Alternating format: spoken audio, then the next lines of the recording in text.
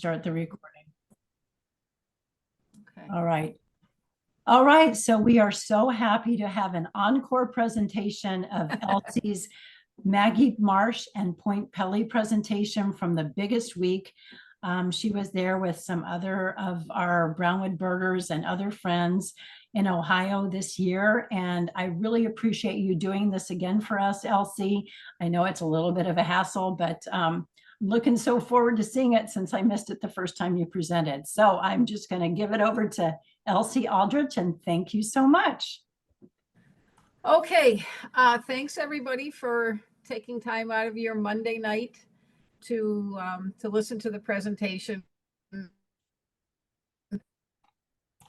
We wanted to record it, and it's a little bit better, I guess, to have an audience, maybe. I don't know. We'll see.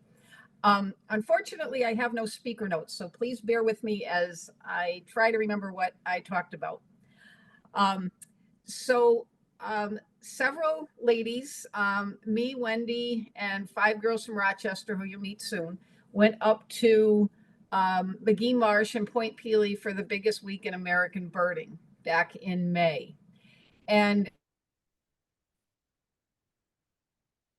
trip, and I just want to give you some information about it, things that I didn't know when I was going that I would have liked to have known.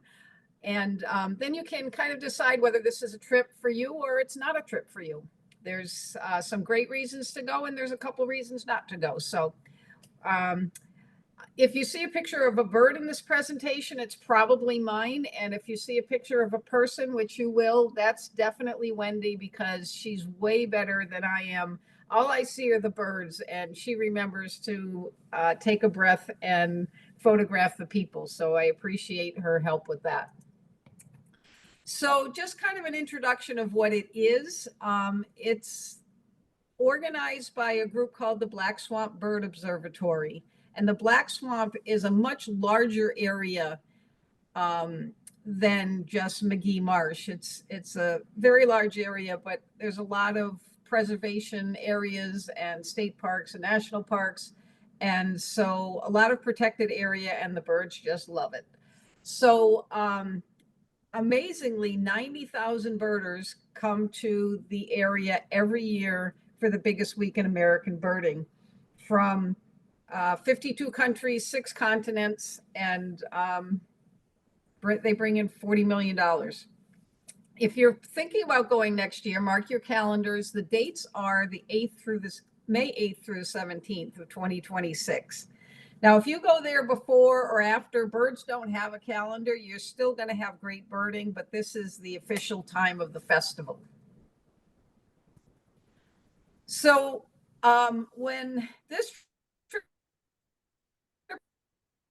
was planned, I was not in it.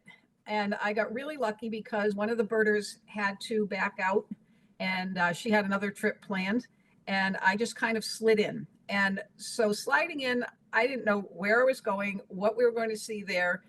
I just knew that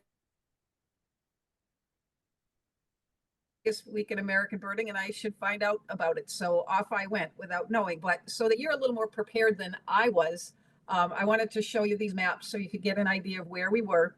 We're in northwest Ohio, on the southeast part of Lake Erie. And if you were to fly in there, you want to go either to the Toledo airport or the Detroit airport. Either one brings you pretty close. We didn't do either of those things, but more on that later.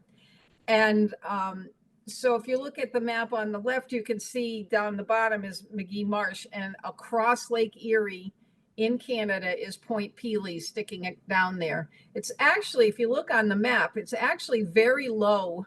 I don't know. Can you see my cursor? I never know that. No, I don't. Anyway.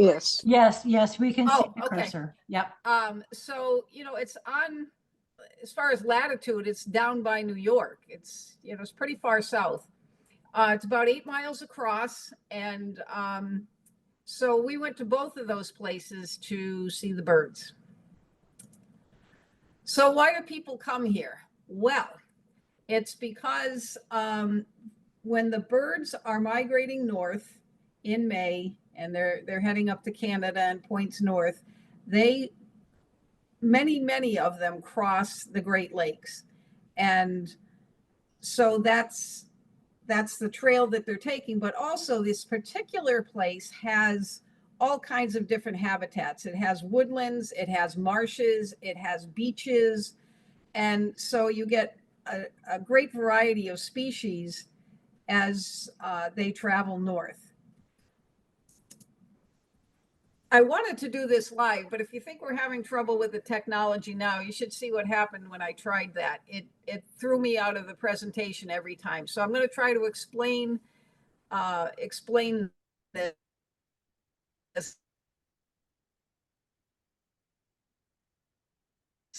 This is an Autobahn. If you see down the bottom, there's the months of the year, and that cursor goes along. And as that cursor goes along through the year, the circles representing the concentration of birds go up with it.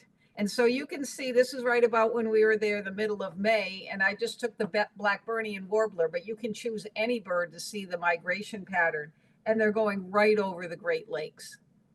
So that's why people are flocking there. I have so many bird references about flocking and other bird terms. So a few puns here and there. So this is Magee Marsh. This is kind of bird central during this week. And in particular, the boardwalk. The boardwalk is about a mile long. And you'll notice that there's numbers along the boardwalk. Those are super helpful because there are boards throughout the area where people can record what they're seeing and where they're seeing it. So if you find out that somebody's found a Kentucky warbler at number 9, you're going to flock there and look for those birders. You can see that there's Lake Erie is right there, and then all that green is all woodland, and then there's a canal around it. So you can already see a little bit of the variety of habitat. You'll see even more of that with my slides of Point Pelee. So this is the board that I was talking about, and it's got the days of the week, and people just put in what they've seen. And it helps other birders who might have something for their life list that they're looking for. And those are updated constantly. So we didn't actually register for the birding festival. You don't have to.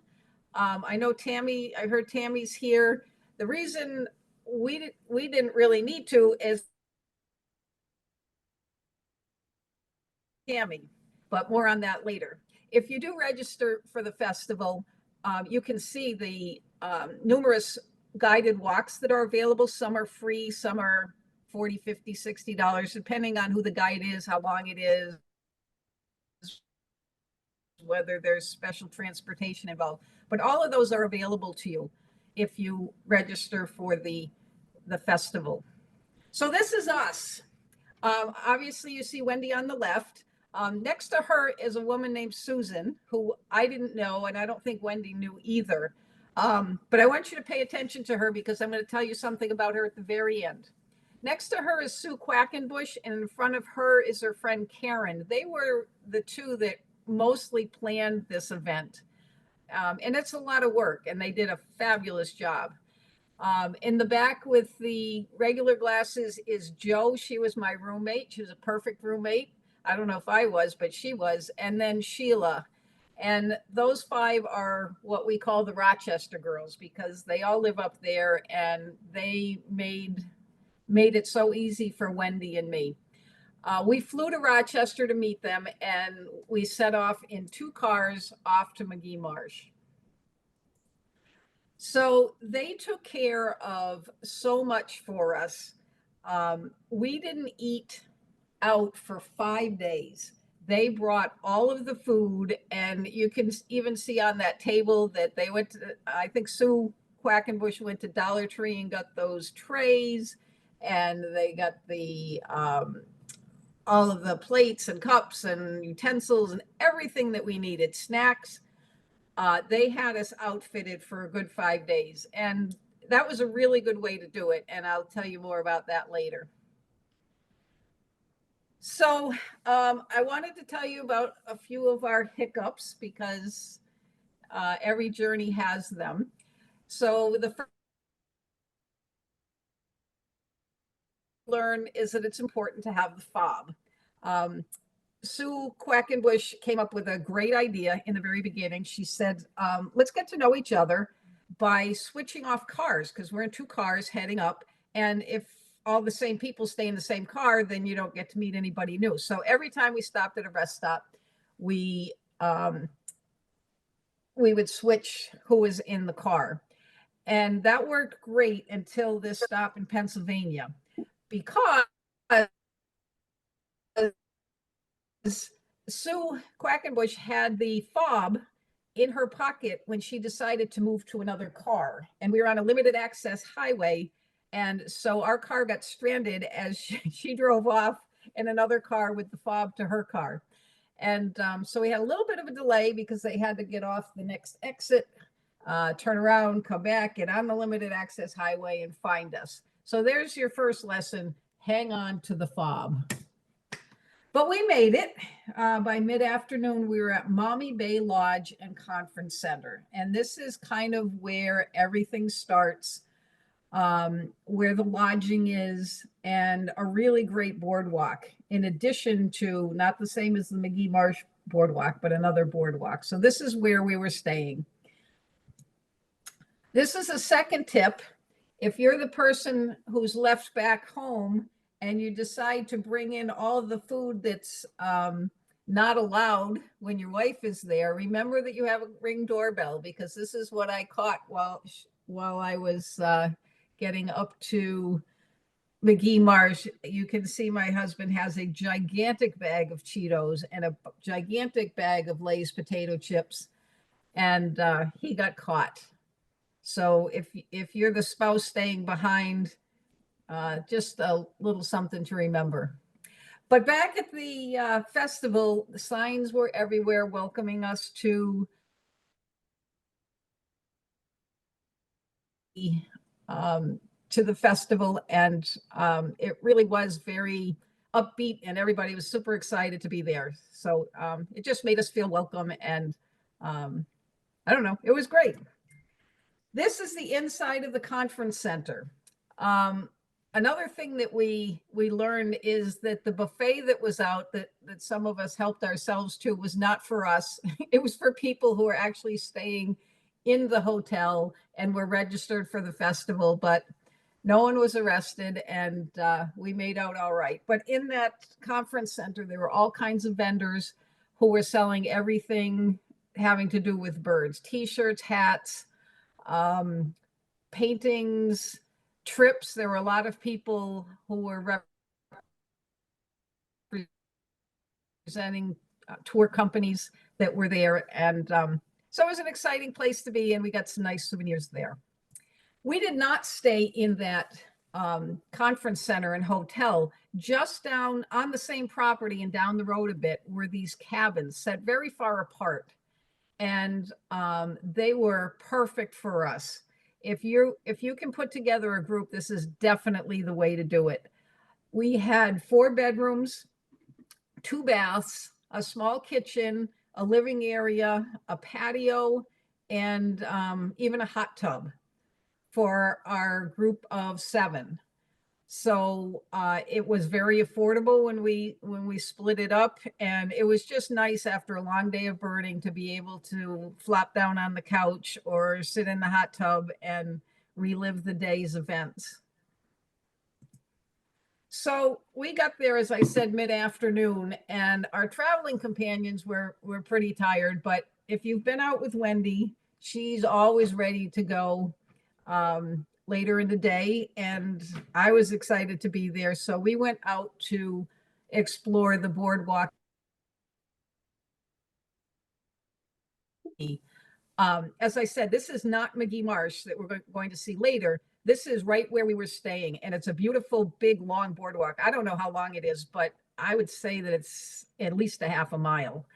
And in some ways, it was really nice because it's not as densely, the trees aren't as dense as they were at Magee Marsh. And so it was a little easier on the photographers like me to get a shot. But recently they had a storm a few years ago and it kind of messed everything up. And when they were rebuilding everything, they put this little nest up for people to look over. So it's kind of cute.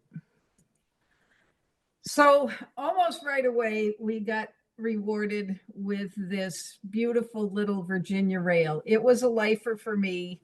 And I think any birder is always excited to see a rail because they're so shy, as this one was. But she did peek out a little bit for us to get a shot. So that was a great way to start the week. We also got a glimpse, if you look carefully,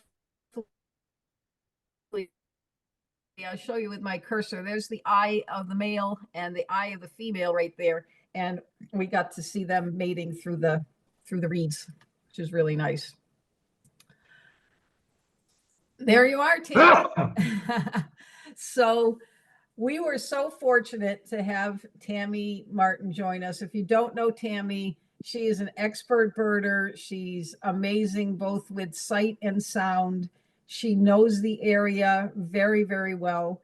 And she agreed to take us out for the entire first day that we were there.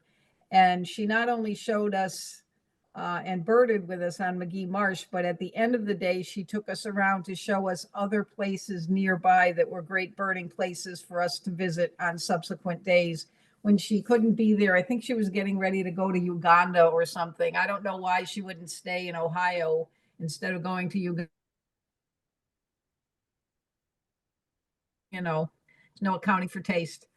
It was my pleasure, Elsie. To have her there. Well, thank you. It my was pleasure. definitely our pleasure as well. She found a lot of birds just for me. I know she helped other people too, but she found several birds for me that I was hoping to see. So, little side note on this, I thought I was going for a little forced weight loss journey because when they were talking about the menu, I heard lots of things about salad. And I said, oh, this is going to be great because, you know, I'm going to eat salads all week and there's not going to be anything for me to snack on. And if you look closely next to the salads, that's lasagna. And then there's some bread there. And there was dessert and snacks constantly. So no weight loss was had during this week. So that was the evening before we went to Magee Marsh. The morning we were getting ready to go, I'm up really early and I'm ready early and I'm ready to go. So while the rest of the group was sleeping a little longer and getting their things ready, I was already out back at that first boardwalk that I was telling you about. And I wanted to get out there early because the night before I had seen this trumpeter swan and it was too dark to get a good shot. So I immediately went back where I saw the swan and got some shots of it. That was a lifer for me. There were tons of these tree swallows, and I have no evidence to back this up, but both Wendy and I thought that they behaved a little differently up there. When we see them down here, they're in constant flight. And these guys just perched a lot and looked right at you. So that was nice to get. Morning, I got this beautiful pair of eagles. We saw a lot of eagles on our trip, but these guys posed pretty nicely for me. And I always appreciate that. This indigo bunting, I've had pictures of indigo buntings before, but they've been kind of grayish and drab. I just thought this one was very vibrant and beautiful, and he posed nicely for me. So this is all the first morning before we even start our adventure. But then we're off to Magee Marsh with our guide, Tammy. And we were super excited. So what are you going to see there? Oh, sorry. That was the wrong intro. Tip 3 is to pack your patience. The bird that you so clearly see in those trees is a bay-breasted warbler, and that was on my target list. And most of the pictures I have of the bay-breasted warbler are like this. It is very dense there. There's lots of trees, lots of leaves. They're kind of tightly packed in. And so a lot of my shots look just like this one. Or this one. This is also a bay-breasted warbler. But finally, with time and patience, I did get not a great picture. It's not going to be a National Geographic, but it's a picture that I was very pleased with of a bay-breasted warbler. You just have to really work at it if you're a photographer. If you're a birder, you're going to see so much, you're not even going to know where to look with your binoculars. But if you're a photographer trying to get an in-focus bird through the branches and leaves, pack your patience. Another example was my northern water thrush. This was a bird that Tammy spotted for us. And most of my pictures look like this, but I did get this, which I always love a bird with its reflex. And I got this little same bird, but scampering across that log. So it just really takes a lot of patience. Another example. What's the one thing you want to see in focus when you take a picture of the bird? It's the eye, of course, but you see those sticks going right across the eye. Almost the whole bird is there, but the eye is completely invisible. But eventually, and Tennessee warbler was on my target list. Most of them look like this. If you look up, this is also a Tennessee warbler. Look up in the upper left column as it flies away from me. Upper left corner, if I didn't say that. But I did get a few like that. But what you're going to see there is people. You remember I said 90,000 people show up there. And that's a good thing and a bad thing. Like the bad thing is you're not going to bring a tripod there and set it up and, you know, stand around and get the perfect picture, because all of those people will probably beat you. But and the other thing is you can't play for the birds at all. If that's something that you tend to do, you can't do it there, because people are birding by ear, and you're going to make them think that a bird's there that's not there. And so, you know, you just can't do that there. But the good part that I think completely overshadows the bad part is that when you see 20 binoculars and 30 cameras pointing in a different direction, something's probably there that you want to look at. And people could not have been nicer and more collegial, and they really wanted you to see what they saw. They were so helpful. I know that there's kind of a reputation probably from that movie, The Biggest Year, where people are, you know, they want to see it and they don't want you to see it. There was none of that. It was just all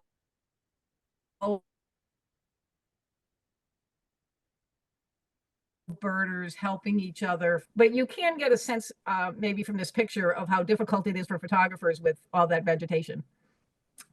If there were a poster bird for this festival, it would be the red-winged blackbird. They are everywhere.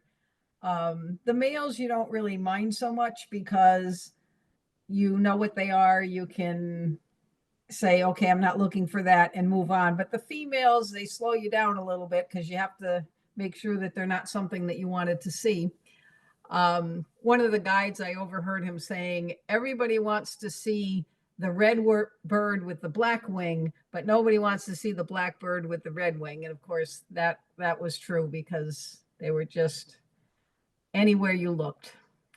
And there were a ton of tree swallows. I know I showed you a tree swallow already, but this one I saw right on the boardwalk, and it was so beautiful and so bright blue that I didn't think it was a tree swallow for a minute. I'm like, what's that bird?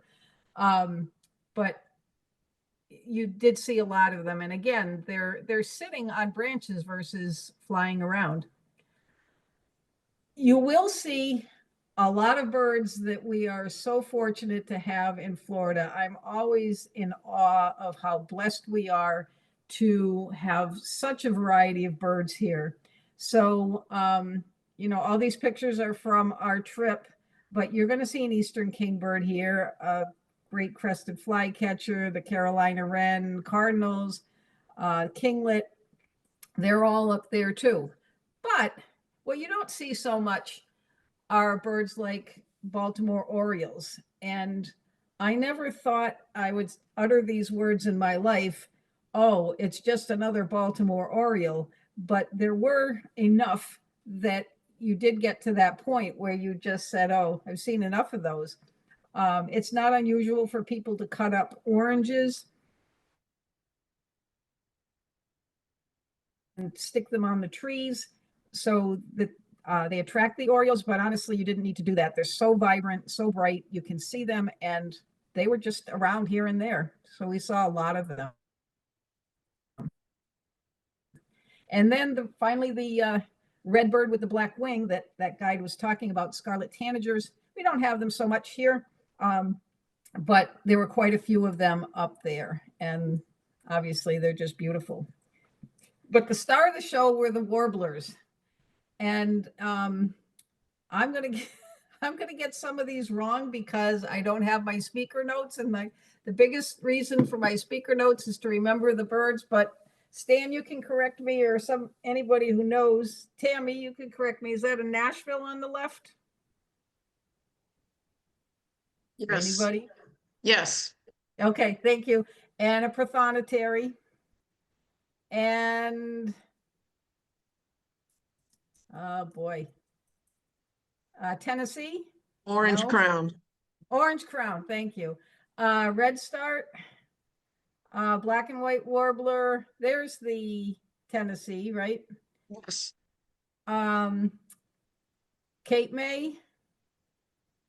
Yeah, yellow rumped. There weren't a ton of yellow rumped. We get a lot more down here than I saw up there.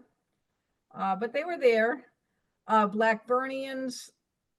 Their necks are so bright and they just jump out at you when you see them. They're just so beautiful. The black-throated blue, northern parula, chestnut-sided, common yellowthroat, magnolia, and so many yellow warblers. They were another bird that kind of take a lot of your time because you're wondering, is it something else? Is it something that I might be? Is it a Canadian warbler or a, what's the other yellow one that we were looking for? I think morning? No. Anyway, it slowed you down a little bit because they are just everywhere, but they're also quite beautiful. This little warbling vireo is a lifer for me. I was super excited about it. I just think it's an elegant little bird, and there were a fair amount of those up there. These are not great pictures because they weren't really target birds of mine, but there's a red-eyed vireo and a blue-headed vireo. That's really a terrible picture of the blue-headed vireo. But again, it goes to what I was saying about the challenge of the woods, that that thing hanging down with the seeds on it is in focus instead of my bird. But anyway, the vireos were there, lots of sparrows, song sparrow, I think, and then, oh boy, see, I needed it. I know the bottom ones, the white-crowned sparrow and the white-throated sparrow. And I know the other two, but I'm not thinking of them. Anyway, sparrows. House sparrow, top house right. sparrow. Yeah. Thank you. I knew that, but I'm old and my brain doesn't work. Okay, so I got another tip for you. Consider the weather before going out for the woodcock dance. There's a reason this is a stock photo, and I'll show it to you in a minute. So one of the things that they had for us was a guided little adventure to find the American woodcock and watch it do its mating dance.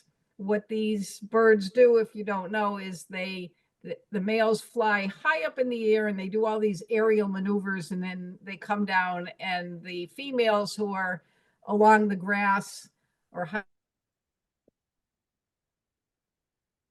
grass look, and they're just so impressed that they say, please mate with me. And so we wanted to see that. So we went out along with about 40 other people to this parking lot. We met these two guides. They were great. They gave us a nice talk explaining the whole thing to us. And of course, it's getting darker and darker and darker. And the clouds come, and then the sky opens and it pours all over us. And so we jumped in our cars. About half the people left. 20 of us maybe stayed. The rain stops. Again, it's darker, but I'm still optimistic because I've got a pretty nice camera, high ISO. If it's grainy, I'll just use my awesome software, and I'm still going to get a nice little picture like this one of the woodcock. Maybe I'll get him in the air dancing. Well, I did all that. I took out my awesome camera. I used my software, and here is my picture of the American woodcock. If you look almost in the middle, a little bit lower than the middle, but middle left to right, there's a black dot there, and that is the American woodcock. And so if it were a nicer night with some moonlight, it probably would have been much better, and we probably actually would have seen it. This was actually better than what we saw. So just think about the weather if you're going to do this, and don't expect that you're going to get awesome pictures of it, because you're not. But in better times, we saw this green heron. Wasn't a good day for the frog, but it was good for us. The heron almost acted like it didn't want to get any sand down its throat or something, because it kept taking the frog and dipping it in the water as if to clean it off for himself. But it was of us. It was beautiful. And again, it was just like a sliver that you could get through between the leaves, but people were very good about, getting their shots and moving out of the way. And the green heron sat there for a good long time for us. So that was great. So for the Rochester girls, they're birders. They enjoy birding, or they just like an adventure, and came along. But they weren't interested in the 12-hour days that Wendy, Sue, and I did. Wendy snapped this picture of me. The normal people in our group were sitting at a picnic table having lunch, and I had my camera in one hand and my sandwich in the other, because I had heard that there was a Canadian warbler and a mourning warbler there, neither of which I saw, but I was ready for them if I did. If you go there, you're going to do a lot of walking. This says 11,000 steps, which isn't that great, but look at Friday. That was when we flew in, and Sunday was the day we were driving. So really, we were doing probably 15,000 steps a day. And then there's the standing. And so expect to walk a lot. If you need to use a wheelchair or a walker, you can do that. The boardwalk is accessible. Not every place we went was accessible, but the boardwalk is, and plenty of other places too. But we're on our feet a lot. So this picture Tammy has seen before, and I was going to tell this story when I didn't know she was here, but Wendy, Sue, and I went off when the other girls went back to the cabin, and we went to one of the places that Tammy had recommended that's nearby Magee Marsh, but not Magee Marsh. And see this beautiful hooded merganser with all the babies. And we were so excited and working so hard to get the shots that we didn't notice until we got back to the cabin that all of those little ducklings are not the same. And I sent the picture to Tammy, and she'll correct me if I'm wrong, but I believe what she said is that the ones with the stripes across their face are wood ducks, and that it's not uncommon for a wood duck to place its eggs in the box of a merganser and vice versa. And so that was news to us. There was no indication that this wasn't one big happy family or that anybody was less important than the other. They seemed to get along fine, and they just swam down the canal.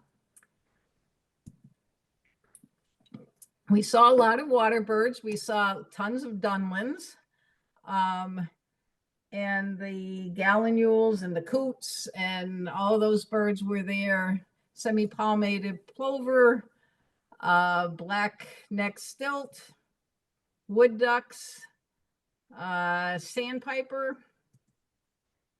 And we met, I don't know if any of you guys know Dennis and Judy, but we ran into them on the path as well.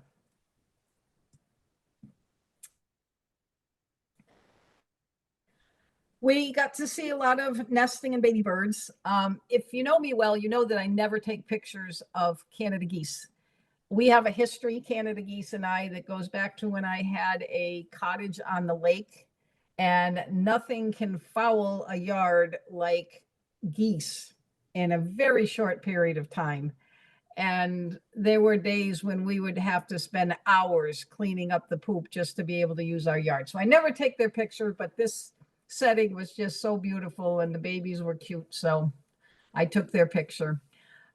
We saw the nesting gray catbird and several nests of robins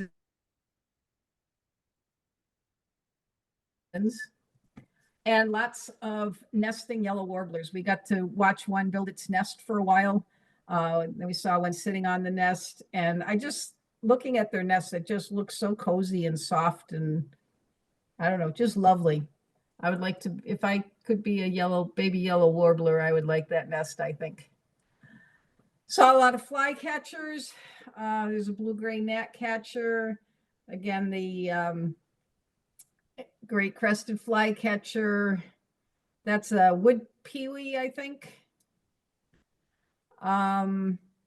Eastern kingbird, and the least flycatcher that Tammy helped find for me. Lots of purple martins, thanks to the houses that they put up. And just too many birds to list. We saw that beautiful screech owl. The American goldfinch are, if you're from up north, you know that they're much more yellow and prettier than they are when you see them down here. The brown thrasher, marsh wren, red-headed woodpecker, wood thrush. And just before we were getting ready to leave Ohio, we got this one last lifer, this female yellow-headed blackbird. I was so hoping to find the male. We looked and looked and looked and didn't see it. And so we drowned our sorrows in ice cream. Again, no weight loss on this journey. We set off to Point Pelee in Canada.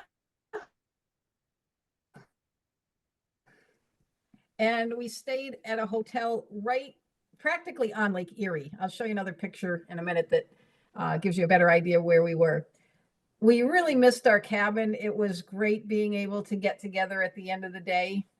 But we were not thwarted. This is Wendy's room. And we had dinner there.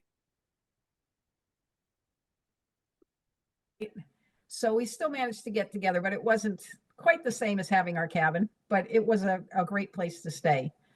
So you can see our hotel from where I'm standing here. Again, Wendy is always right there taking pictures, which I so appreciate. That's Lake Erie behind me. And in front of me, you can't see it in the picture, but there's lots of trees where we could do birding of those birds as well as the shore birds. There were tons of swallows on the beach. The barn swallow, the bank swallow was a lifer for me, and I'm really happy with that picture.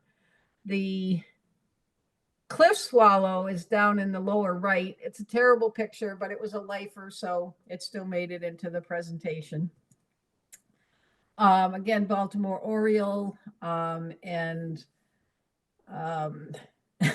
why am I blanking? Because I do know this. Cedar waxwing. We saw right in the trees, right near the water. But it was time to set off to Point Pelee. So if you look at that map between welcome and bienvenue, you see that it's a triangle, and that is the shape of the park. It goes right down to a point, hence the name. And it's about a mile long, the whole park. It's one of the smallest, I think it's the second smallest park in Canada. It's a dark sky preserve. Like, it's a Ramsar site, which I had to look up. It means it's a wetland of international importance. It's a big deal, and it's beautiful. They have these lovely trams available for us to get off at different places along the park, and they ran about every 15 minutes, which made it nice. This is Wendy right there. And if you look at the map, she is right down there in Lake Erie. Now, that picture was taken in the afternoon. In the morning, you're not allowed on that tip. The birds fly across Lake Erie, and the people at the park want them to be able to rest when they land on the point. They don't want them to be bothered by people right away. And so there is no access to that point until after 10 a.m. Even after 10 o'clock, if there is a particular bird that's unusual or rare, they still ask you to stay off of the point. And there were lots and lots of people with scopes who were generously sharing them to let everybody see what was down there. The day that we were there, there was a California gull that I guess was very rare. And so nobody was allowed down on that point. I suppose you could have gone, nobody could arrest you, but you'd probably get beaten up by a bunch of angry birders. But later in the day, you can go down to the tip. Nobody told this eagle that the birds should be resting after their long flight, because when he landed in the middle of everything, he was a big disruption. This is another shot of the point later in the day when we were allowed to walk on it. And right behind that is where it's back from the point are all these trees, and there was great birding there. We got to see the yellow-billed cuckoo, and I especially like the shot on the left because you can see the 3 circles under its tail. And we saw a fair amount of those while we were up there, and also the black-billed cuckoo, which was great. That was a lifer for me as well. We saw a lot of the same species that we had seen before at Magee Marsh. Of course, they're traveling up chestnut-sided again. We saw a lot of hooded, no, these are red-breasted mergansers, sorry. The tanagers. This little screech owl posed really nicely, but I have to tell you, from a photography standpoint, there was one spot where you could actually get a pretty clear shot like this. And otherwise it was behind trees. But I just thought it was a really beautiful, beautiful screech owl. We saw some new species, the red-breasted grosbeak, rose-breasted grosbeak, sorry. And that Philadelphia vireo in the upper right was a lifer for me. I took this picture because I thought it was really cool that this barn swallow was in front of this painting that has the exact same colors that he has. I just thought it was kind of cool. So, but we did see in Point Pelee in particular, there were so many barn swallows, and many of them were nesting. Another tip that we learned the hard way is that you can lock somebody in your car. Poor Joe got locked in the car with the child safety locks on and had to be rescued. We met so many wonderful birders along the way. The people on the left, I just asked them if they would stop and let me take their picture, because they're like a walking nature store. Like, what is it? Cabela's, no, whatever the name of that store is. They had every piece of equipment on their bodies that you could have for birding and hiking. And the guy on the left, I think his name might have been Keith, but he walked with us for about an hour. He was also an excellent birder, sight and sound, and he helped us see a lot of things. People were just so nice. Wendy overcame one of her fears. This lookout is at Point Pelee, and it's a beautiful view from up there. You can see water all around you, and Wendy was a little bit nervous about climbing up there, but she overcame her fears, and she was rewarded with a great view. Just before we left Point Pelee, there was a boardwalk at the beginning of Point Pelee, and we saw these mute swans and also a black gull, which I got a picture of, but it's really terrible, so I didn't include it. But these guys were nesting, and they were lifers for me as well. So why should you think, well, maybe I'm not going to do this trip? We have so many of the species that we saw already in Florida, and if you were to spend 7 days birding in Florida, you would probably see as many species as we did up there. The photography is challenging, and you're going to spend 2 days on an airplane. But why I think you should go, and I would go again and probably will go again, you see some birds in more vibrant plumage than we see them in Florida. You see lots of birds that are nesting that we don't see nesting in Florida. Being with other birders and people who share your passion, I can't overstate how awesome that is. We have a wonderful community here, but to go out in the world and just see people who've been all over the place and talking about their adventures is just really cool. You'll learn about another area of our country, maybe if you're not from there, and also Canada. The landscapes are beautiful. I learned more about migration of birds from being up there, meeting new people, and you might just feel a little less crazy. If you guys remember, a couple of years ago, there was a yellow northern cardinal in Gainesville, and I and Stephanie, who I think is also on this call, jumped in the car and ran off. And my non-birding friends just sometimes worry about me a little bit, that I'm a little bit crazy. But everybody we met up there would be just totally into it and say, of course you went up there the very first day you heard about it. You'd have to. So it does help you feel a little less crazy. If you go, book your lodging yesterday. As I think I mentioned, a lot of the land up there is either preservation land, state park, national park, farms. There is very little up there in the way of lodging, restaurants, stores. So book your lodging now, and bring your food. I meant to say that earlier, but do what the Rochester girls did with us and bring your food, because if you waste your time looking for restaurants, you're going to miss a lot of good birding time.